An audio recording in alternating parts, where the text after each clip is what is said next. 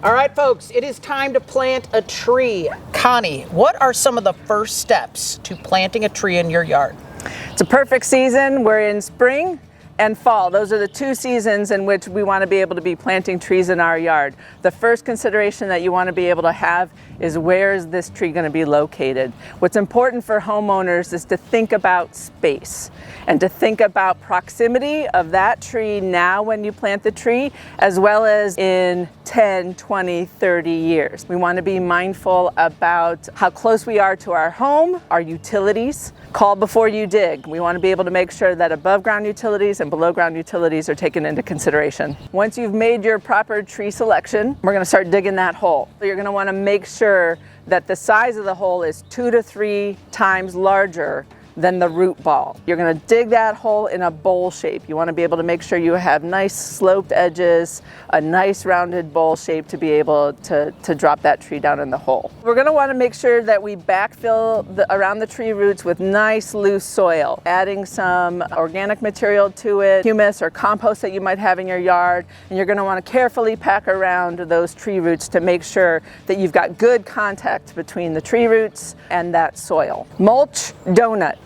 Not a mulch volcano. Correct. Mulch volcanoes are Yes. big no-nos. Yes. Trees want to be able to have mulch, and you're going to want to have 2 to 3 inches of mulch around your tree, but you're going to want to leave a base right around the tree trunk. The root flare is right where the trunk of the tree starts to flare out a little bit. You want that root flare right about an inch above soil grade. Alex, what is the best tool for choosing what species of tree you're going to be putting on your property? Well, I would definitely recommend exploring the Cleveland Metro Parks Tree Selector Tool. It is a free online resource for you to be able to narrow down a good native tree. The selector has a database of native trees. Using the tool, you can filter down by things like growth rate or your soil type, or whether it flowers and other characteristics that you feel you want. All right, so let's say I have narrowed it down to at least 2 species, maybe 3 that I want to compare. Is there any way to compare those, look at their attributes? Absolutely. The Tree Selector Tool has a built-in compare function where you can view the trees that you've narrowed down side by side and compare everything about them.